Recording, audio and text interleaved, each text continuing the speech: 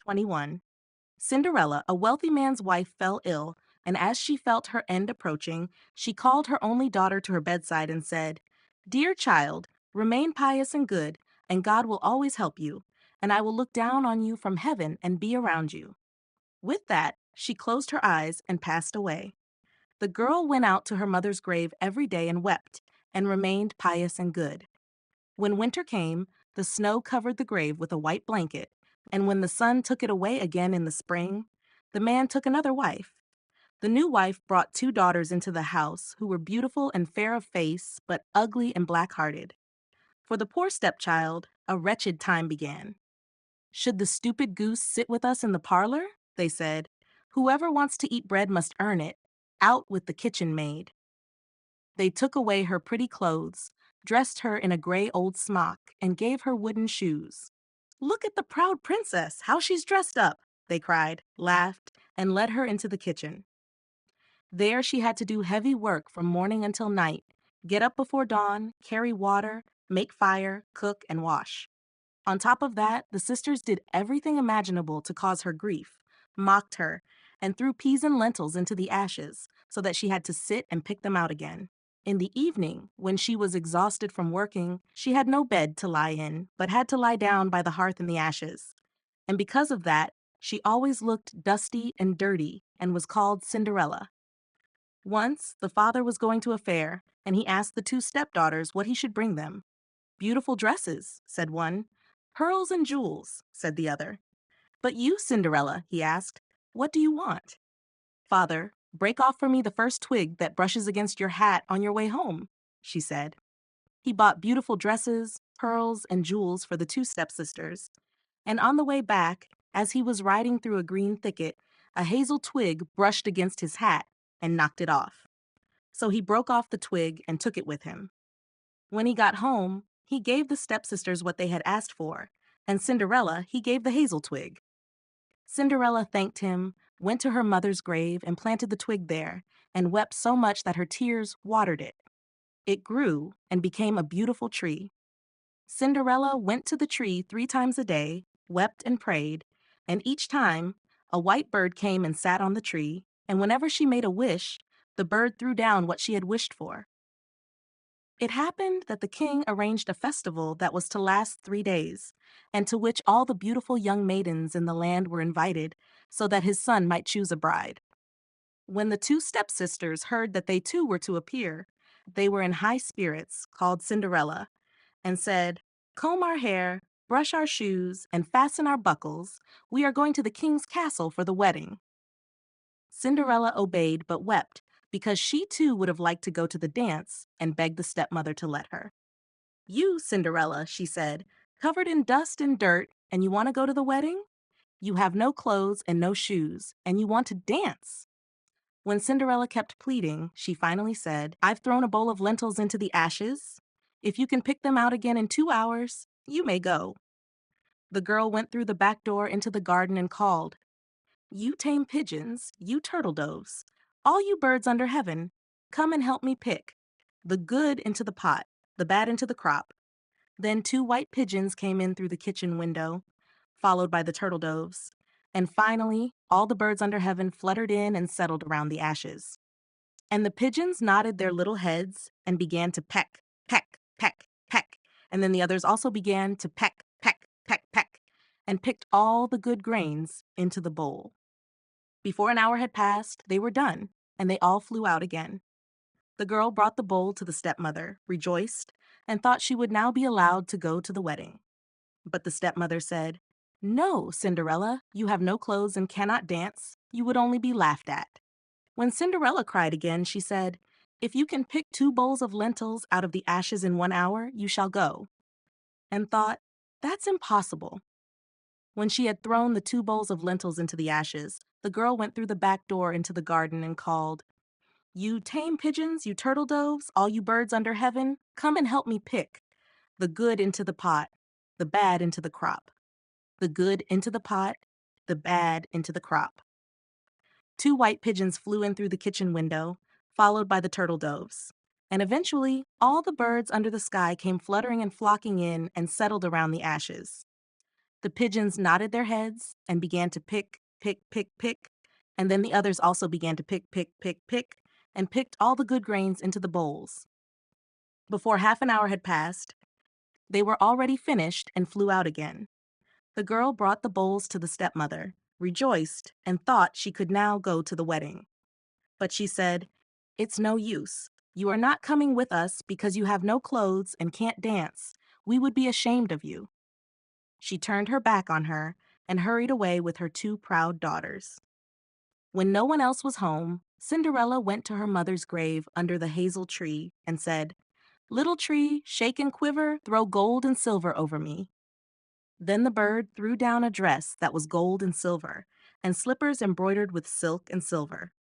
In a rush, she put on the dress and went to the wedding. Her sisters and stepmother did not recognize her and thought she must be a foreign princess. She looked so beautiful in the golden dress. They didn't think of Cinderella at all and thought she must be sitting at home in the dirt, picking the lentils out of the ashes. The king's son came up to her, took her by the hand, and danced with her. He didn't want to dance with anyone else, so he didn't let go of her hand, and if anyone else came to ask her to dance, he said, "This is my dancer." She danced until evening, and then she wanted to go home. But the king's son said, "I will go with you and accompany you," because he wanted to see which house the beautiful girl belonged to. However, she escaped from him and jumped into Pigeon Coop. The king's son waited until the father came and told him that the strange girl had jumped into the pigeon coop. The old man thought, could it be Cinderella? And they had to bring him an axe and a pick to break open the pigeon coop. But there was no one inside. When they came into the house, Cinderella was lying in her dirty clothes in the ashes, and a dim little oil lamp was burning in the chimney. For Cinderella had quickly jumped down from the back of the pigeon coop and had run to the hazel tree, taken off the beautiful dress, and laid it on the grave, and the bird had taken it away again, and then she had put on her gray smock and sat down in the ashes in the kitchen. The next day, when the festival began anew, and the parents and stepsisters were gone again, Cinderella went to the hazel tree and said, "Little tree, shake and quiver, throw gold and silver over me." Then the bird threw down a dress that was even more splendid than the previous day. And when she appeared at the wedding in this dress, everyone was amazed at her beauty. The king's son had been waiting for her, took her by the hand right away, and danced only with her. When the others came to ask her to dance, he said, "This is my dancer." When evening came, she wanted to leave again, and the king's son followed her and wanted to see which house she went to, but she ran away from him and into the garden behind the house. There stood a beautiful tall tree from which hung the most magnificent pears. She climbed up among the branches as nimbly as a squirrel, and the king's son didn't know where she had gone. But he waited until the father came and told him, "The strange girl has escaped me, and I believe she has climbed up the pear tree." The father thought, could it be Cinderella? And he had the axe brought and cut down the tree, but no one was on it. And when they came into the kitchen, Cinderella was lying in the ashes in her dirty clothes as usual, for she had jumped down from the other side of the tree and had brought the beautiful dress back to the bird on the hazel tree and put on her gray smock again. On the third day, when the parents and sisters had gone again, Cinderella went to her mother's grave and said to the little tree, "Little tree, shake and quiver, throw gold and silver over me." Now the bird threw down a dress that was even more magnificent and splendid than any she had ever had before, and the slippers were entirely golden. When she appeared at the wedding in this dress, everyone was speechless with amazement. The king's son danced only with her, and when someone came to ask her to dance, he said, "This is my dancer."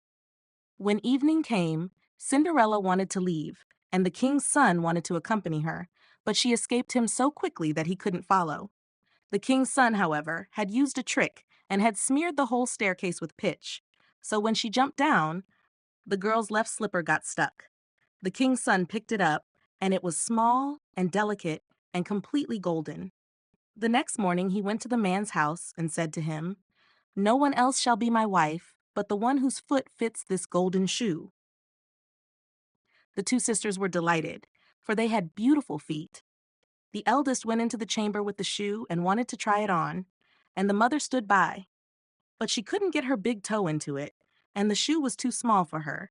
So the mother handed her a knife and said, "Cut off the toe. When you are queen, you won't need to go on foot anymore." The girl cut off her toe, squeezed her foot into the shoe, bit the pain, and went out to the king's son.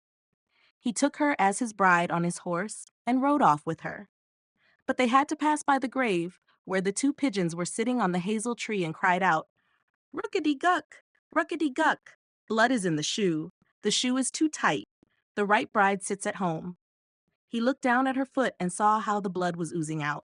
He turned his horse around, brought the false bride back home, and said that she was not the right one. The other sister should try the shoe. So this one went into the chamber and managed to get her toes into the shoe, but her heel was too large. The mother handed her a knife and said, "Cut off a bit of the heel. When you are queen, you won't need to go on foot anymore." The girl cut off a piece of her heel, squeezed her foot into the shoe, bit the pain, and went out to the king's son. He took her as his bride on his horse and rode off with her. When they passed by the hazel tree, the two pigeons called out, "Ruckety-guck, ruckety-guck, blood is in the shoe. The shoe is too tight. The right bride sits at home." He looked down at her foot and saw how the blood was oozing out. He turned his horse around, brought the false bride back home, and said that this was not the right one. The other sister should try on the shoe. She went into the chamber and managed to get her toes into the shoe, but her heel was too large. The mother handed her a knife and said, "Cut off a piece of the heel. When you are queen, you won't need to go on foot anymore." The girl cut off a piece of her heel, squeezed her foot into the shoe, bit back the pain, and went out to the king's son. He took her as his bride on his horse and rode off with her. When they passed by the hazel tree, the two pigeons sitting on it cried out, "Ruckety-guck, ruckety-guck, blood is in the shoe is too tight, the right bride sits at home." He looked down at her foot and saw how the blood was oozing out and had stained her white stockings all red.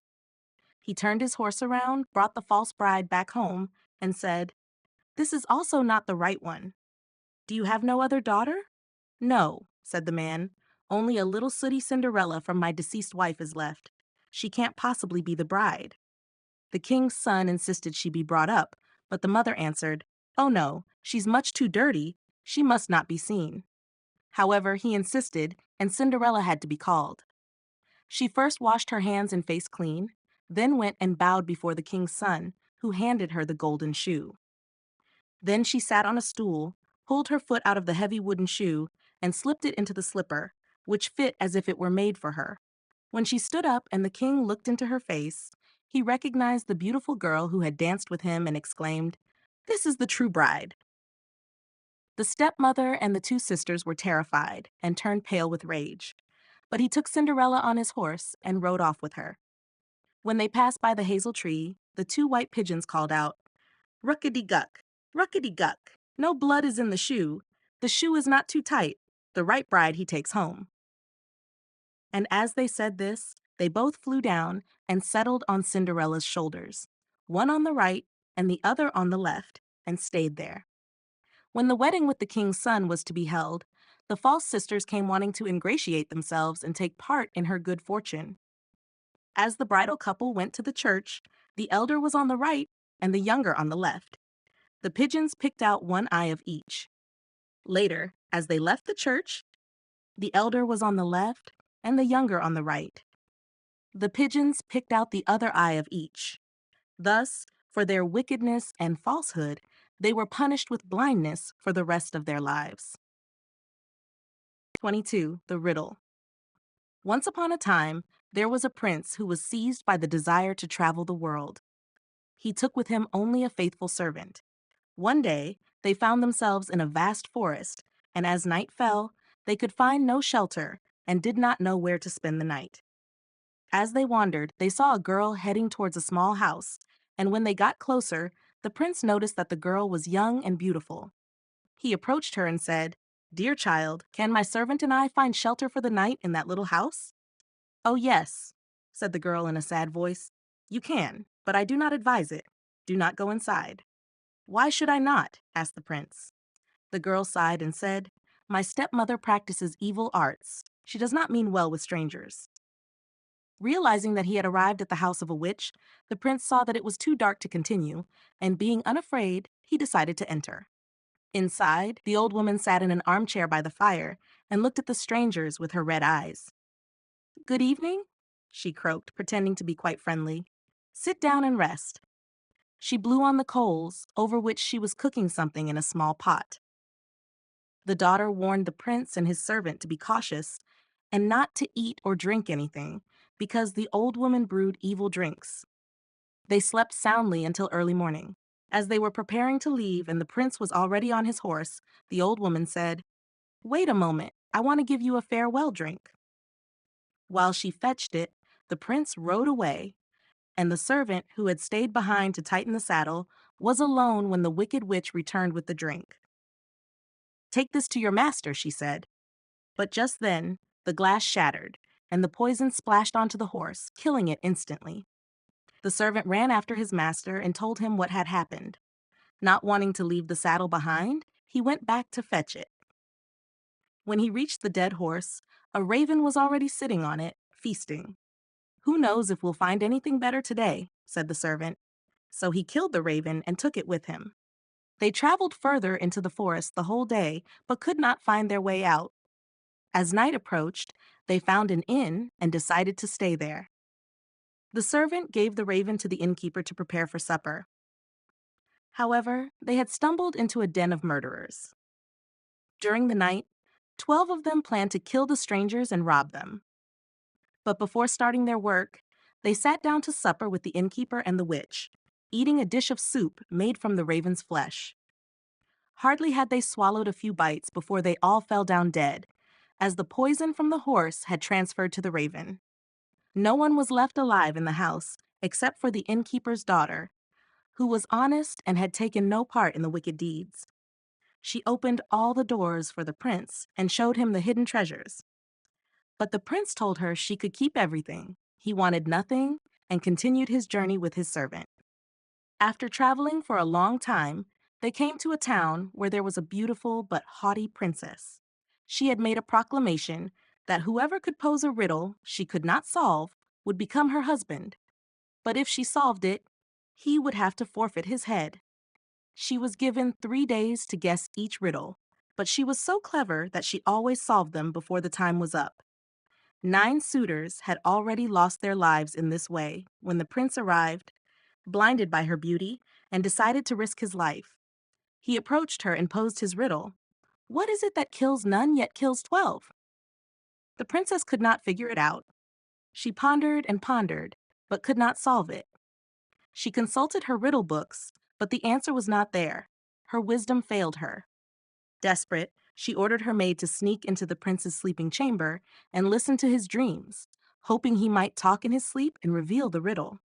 But the clever servant had taken the prince's place in bed, and when the maid approached, he tore off her cloak and chased her away with rods. The second night, the princess sent her maid-in-waiting to see if she could eavesdrop more successfully, but the servant took her cloak too and drove her out with rods.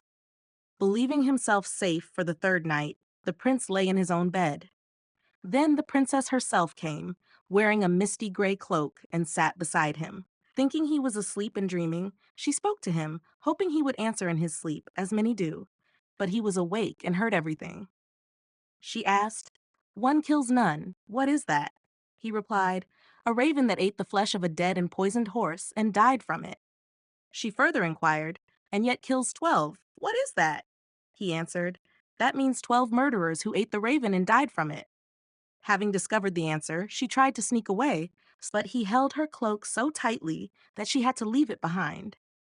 The next morning, the princess announced that she had guessed the riddle and summoned the 12 judges to explain it. But the prince requested a hearing and said, "She came to me in the night and questioned me. Otherwise, she would not have solved it." The judges asked for proof.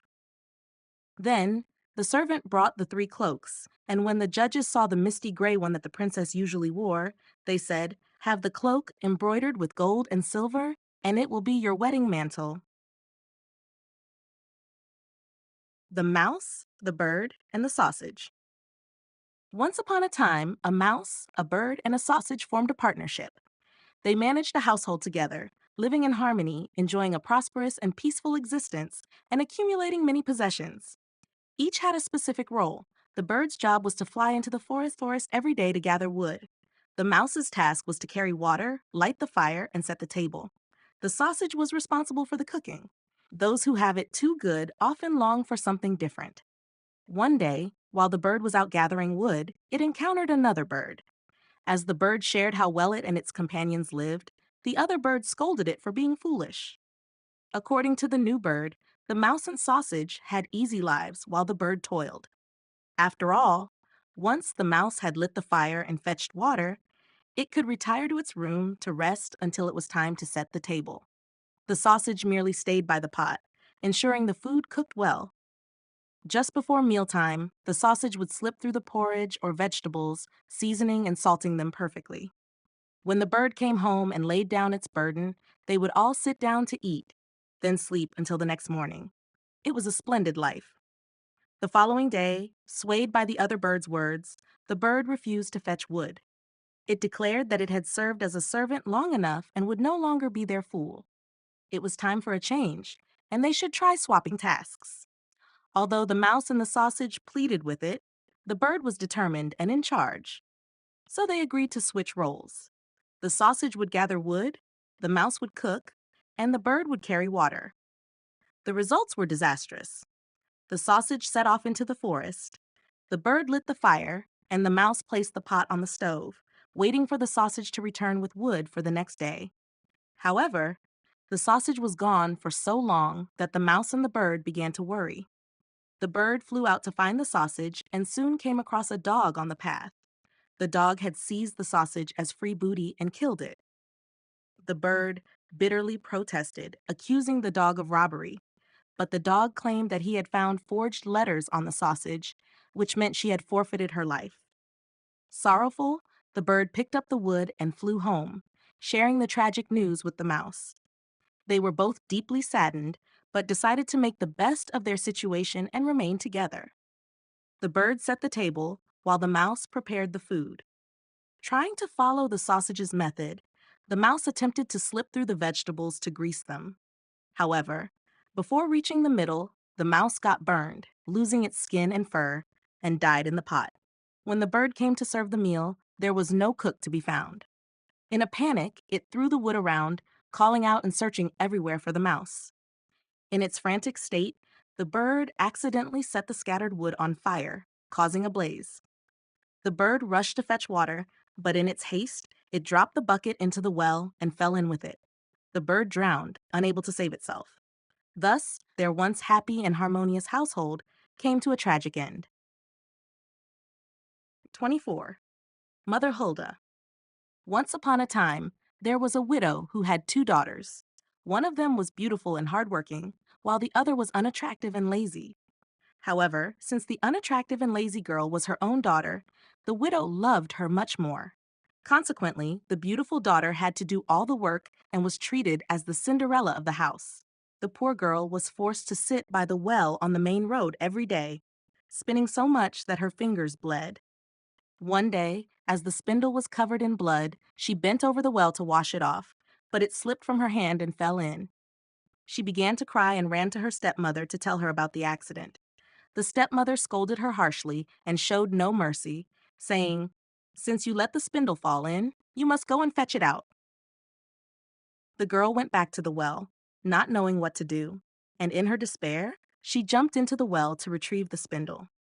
She lost consciousness, and when she awoke and came to her senses, she found herself in a beautiful meadow where the sun was shining and there were thousands of flowers all around. As she walked through the meadow, she came to a baker's oven full of bread. The bread called out to her, "Oh, take me out, or I shall burn. I have been baked for a long time." She approached the oven and used the baker's peel to take out all the loaves, one after the other. Afterward, she continued walking and came to a tree laden with apples. The tree called out to her, "Oh, shake me, we apples are all ripe." She shook the tree until the apples fell like rain. and she continued shaking until none were left on the tree. When she had gathered them all into a heap, she continued on her way. Eventually, she came to a small house from which an old woman with large teeth peered out. The girl was terrified and was about to run away, but the old woman called after her, "What are you afraid of, dear child? Stay with me, and if you do the housework properly and diligently, it will go well with you.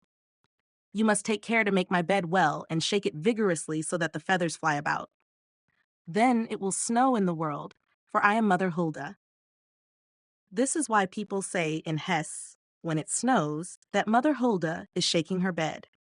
Because the old woman spoke so kindly, the girl took courage and agreed to enter her service. She took good care of everything and shook the bed so vigorously that the feathers flew around like snowflakes. In return, she lived a good life with no harsh words and plenty of boiled and roasted food every day. After a while, the girl started to feel sad and didn't know why at first.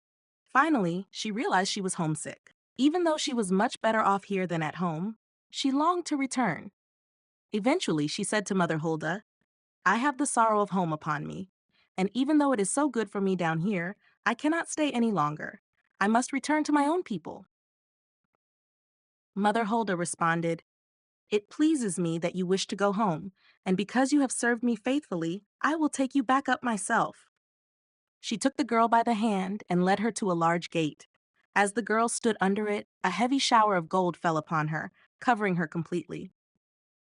"This is your reward for being so diligent," said Mother Hulda, and she gave the girl her spindle back, the very same one that had fallen into the well.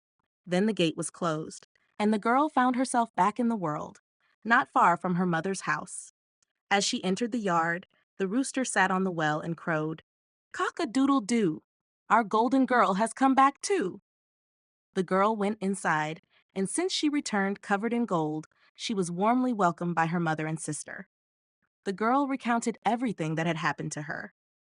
When the mother heard how her daughter had come into such great riches, she wanted to secure the same fortune for her ugly and lazy daughter. The lazy daughter was made to sit by the well and spin. To make her spindle bloody, she pricked her fingers and pushed her hand into a thorn hedge. Then she threw the spindle into the well and jumped in herself.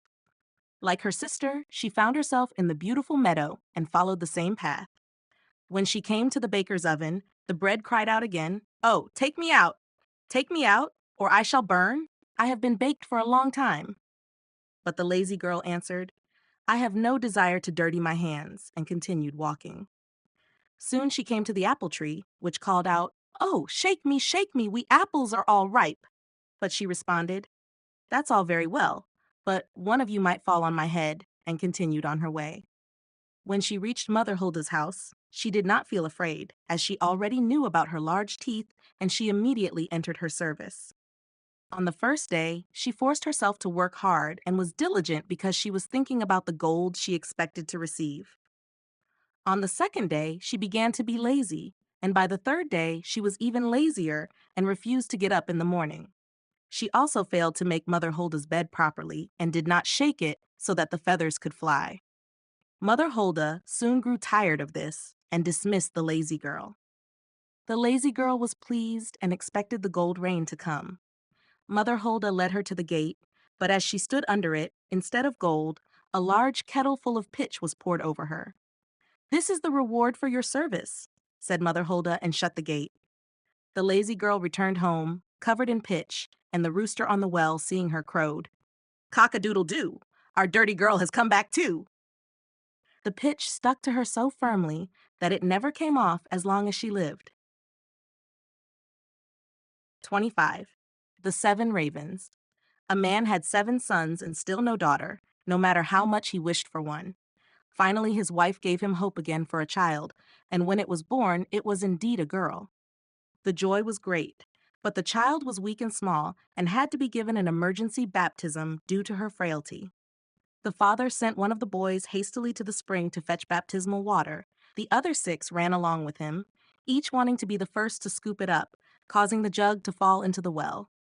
They stood there unsure of what to do, and none dared to go home. As they still did not return, the father grew impatient and said, "Surely they have forgotten it again for some game." Those wicked boys? He became afraid that the girl might pass away without being baptized, and in his anger he cried out, I wish the boys were all turned into ravens. Scarcely had the words left his mouth when he heard a fluttering above his head in the air, looked up, and saw 7 coal-black ravens flying away.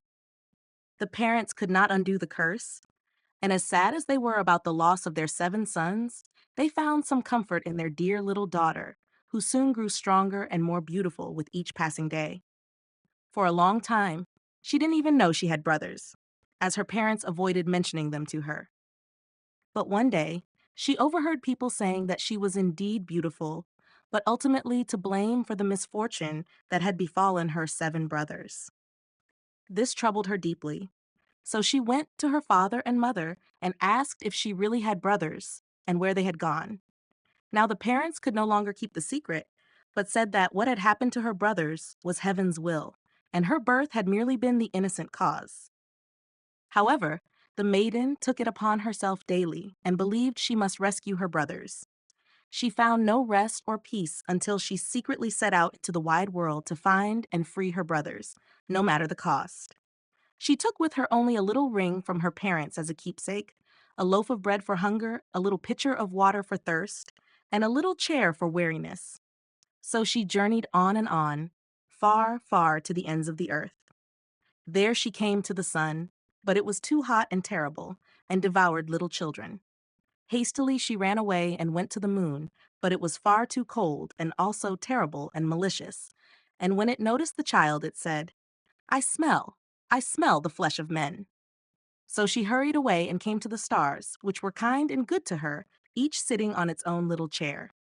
But the morning star arose, gave her the drumstick of a chicken, and said, If you do not have this drumstick, you cannot unlock the glass mountain, and your brothers are within the glass mountain. The maiden took the drumstick, wrapped it carefully in a cloth, and continued on until she reached the glass mountain.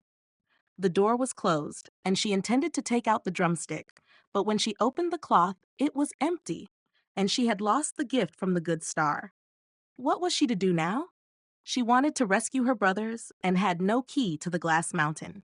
The good sister took a knife, cut off one of her little fingers, placed it in the door, and successfully opened it. Once inside, a little dwarf came to meet her and asked, My child, what are you seeking? I am looking for my brothers, the 7 ravens, she replied. The dwarf said, The Lord ravens are not at home, but if you wait here until they return, step inside. Then the little dwarf brought in the raven's meal on 7 little plates and in 7 little glasses, and the little sister ate a bit from each plate and drank a sip from each glass. In the last little glass, however, she dropped the ring that she had brought with her. Suddenly she heard a fluttering and rushing through the air, and then the little dwarf said, Now the Lord ravens are flying home. They arrived and wanted to eat and drink, searching for their little plates and glasses. Then one after the other said, Who has eaten something from my plate? Who has drunk from my little glass? It was a human mouth. And when the 7th came to the bottom of the glass, the ring rolled against his mouth.